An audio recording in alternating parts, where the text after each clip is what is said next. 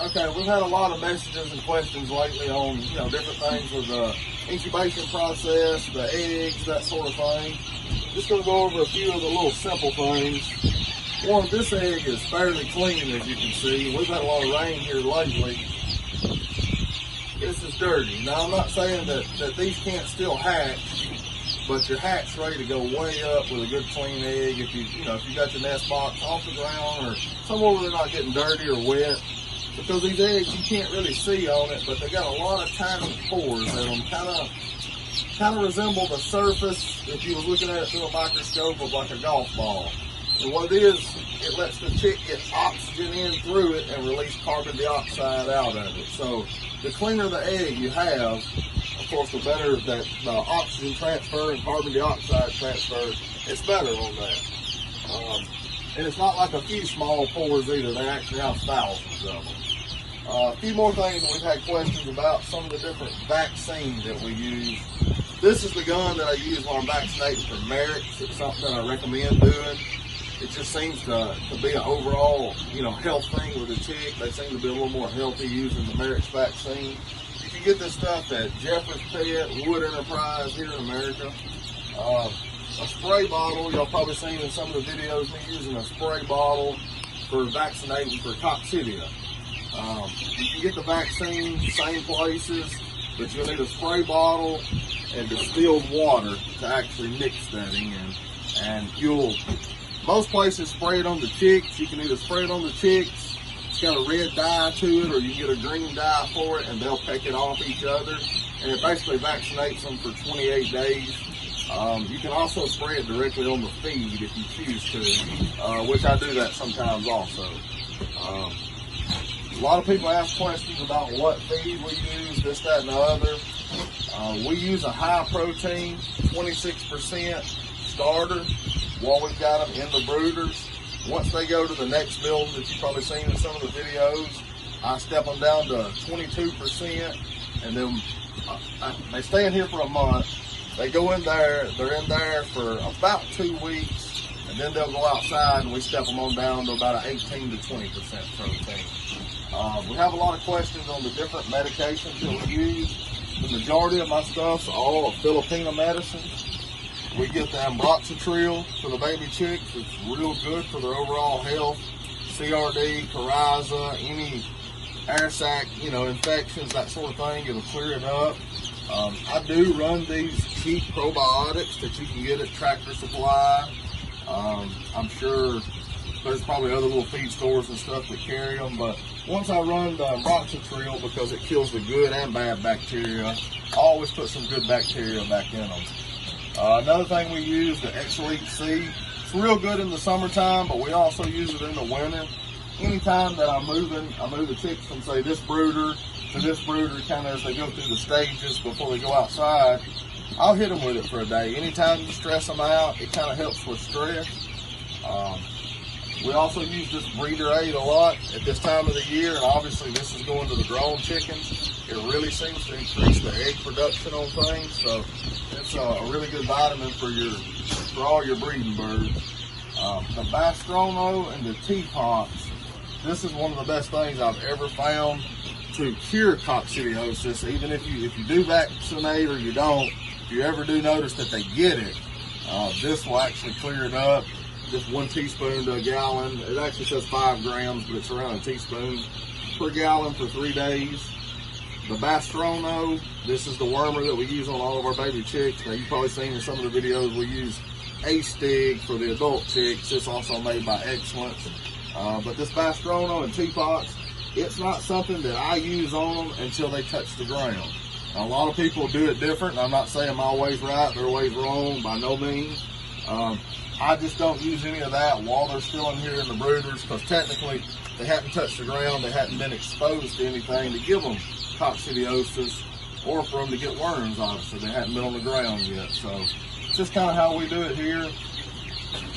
Really don't have a lot of info on it. It's just a few little simple things that we've learned over the years that seem to really help us. And like I said, the clean egg versus the dirty egg, it's going to increase the hatch rate. It's hard to clean them. You kind of wipe them down with a damp cloth. You don't want to soak them in a bucket of water or nothing, obviously, because those pores do open up and they'll let too much moisture in, and you can actually drown the embryo before it ever gets a chance to start. You can see up here we kind of got a chart that we keep in here that goes over the different phases up to it. You know, obviously day 18 is when the majority of the people stop turning.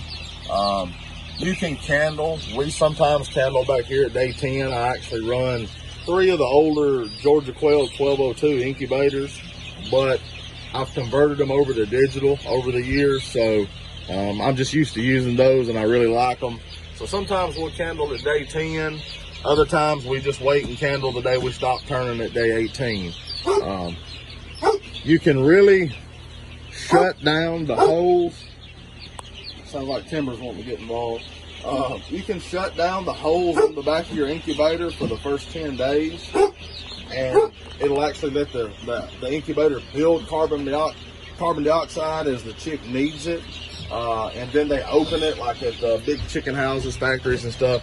They'll open it on day 10, and because the egg and the chick naturally start putting off their own carbon dioxide. So at that point, they open them, and then of course they have an extremely good hatchability. But most of us that do this with the game chickens and stuff, we obviously don't have those type incubators, and most of us can't afford those type incubators. So but the old 1202s, they've always worked good for me. I know Georgia Quail's come out with different models since then, but you can get these old 1202s. You can take the old wafer system out, and at Incubator Warehouse you can get these for, I think they're $49.99, and you can just convert it over to digital, and it'll save you the pain of one of those wafers ever going out and causing you to obviously lose all the eggs in there.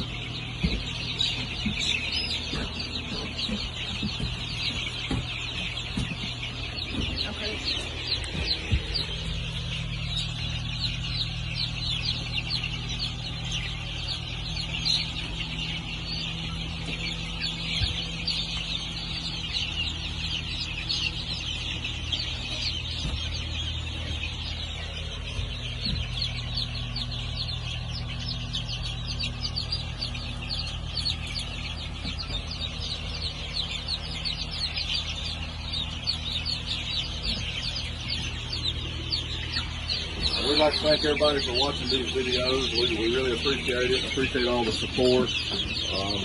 Hope they're informative. Hope we can help some. I know we went through a lot of struggles ourselves over the years trying to figure this different stuff out. So if we can help anybody in any way, by all means. We don't know all it is to know about it, but we definitely like to help whenever we can. Also gray with our kelso.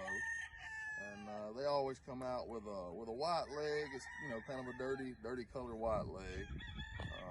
Never get any yellow legs when we cross it that way. Like I said, we'll get yellow legs when we cross the sweater in gray, and I also get white legs, but only dirty white legs when we cross it with a kelso. They're all real gentle natured, just all around good birds.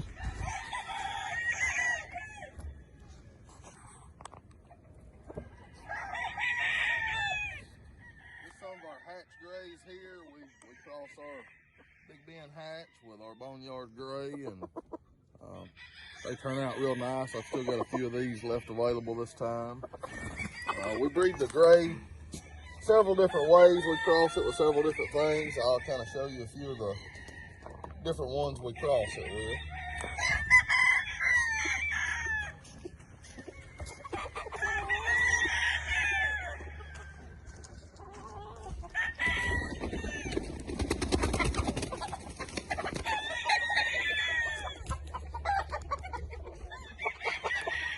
This is what the gray looks like when we cross it with a sweater. This is our sweater grays, and they'll come yellow-legged or white-legged. I've probably got 8 or 10 of these left this time.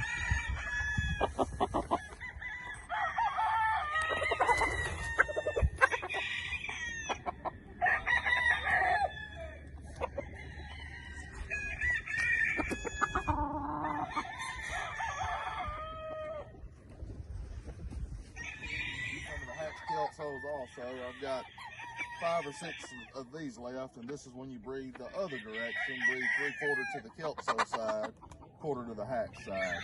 They get a few more white feathers in them. You can kind of show that one. but they're real nice, gentle-natured stags too. There's probably maybe 5 or 6 of them left out here also.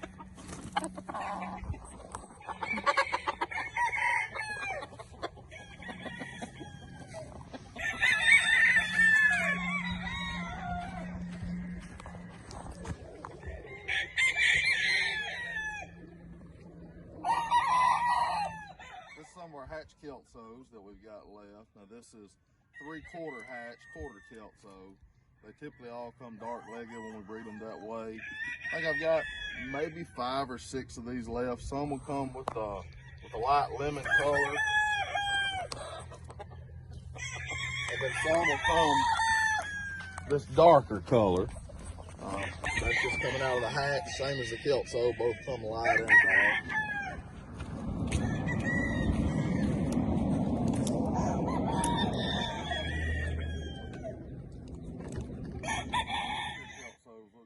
They'll come light and dark. Get more to the light side. This one, obviously, it's banded, it's sold. We'll be shipping it out Monday, but I've got probably enough hens to make maybe 4 or 5 more kelso trios, but then I've got probably, I think, about 14 of these stags left available.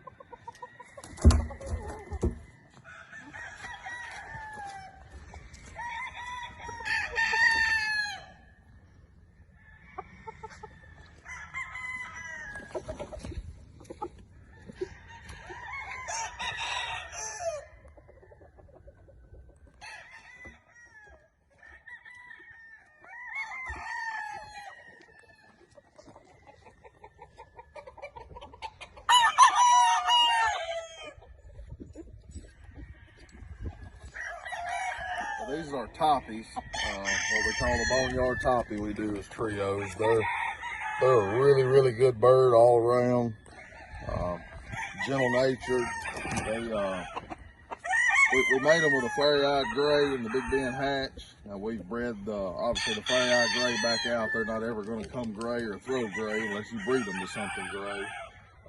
But they're just a real good bird. I really enjoy messing with these toppies. They're a good seller for us. Lots of people get them, and have a lot of good success with them.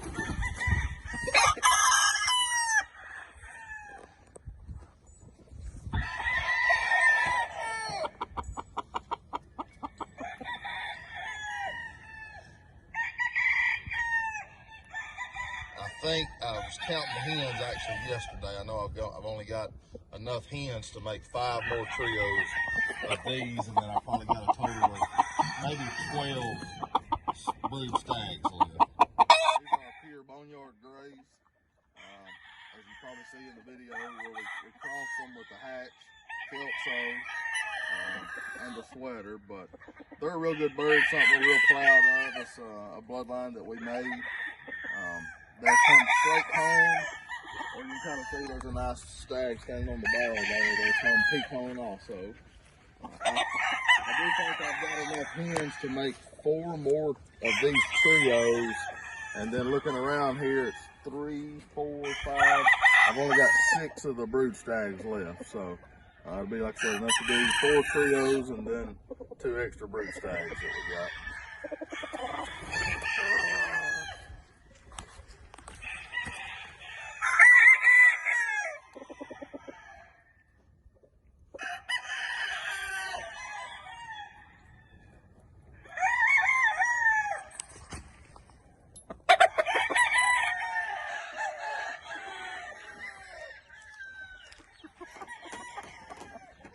These are our little sweater A-seals. This is a 50-50 cross, and we cross our A-seal with our kelso too. Real gentle nature, good birds. You know, a lot of people get them cross stags from us and turn around and breed them back to some, a form of American game of theirs, just to get it down to a quarter A-seal in it. But they're really gentle.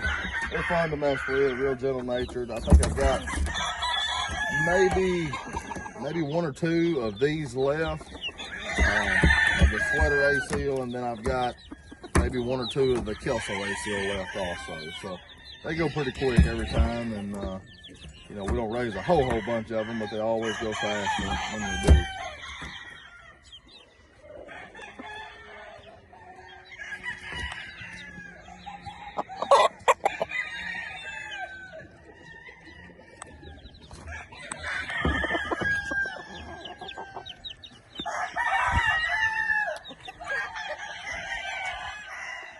these are sweater crossed over our kilt, so they're a real big seller of ours. We're actually sold completely out of them. This last shipment here that I've moved over here, I think it's about another 30-something of them that we've sold. But I'll have plenty of them for next year. I've already got a lot of baby chicks on the ground off of them, again. But we sell out of them pretty quick every year. If somebody wants a big order of these, you kind of got to get with us into August, 1st of September, and go ahead and put in the order that you want. And, we can't really ship them in the States at that time because it's still too hot, but obviously we can send them to Mexico. And then, like I said, they go quick, so if you're interested in this type at all, you just kind of got to let us know in advance.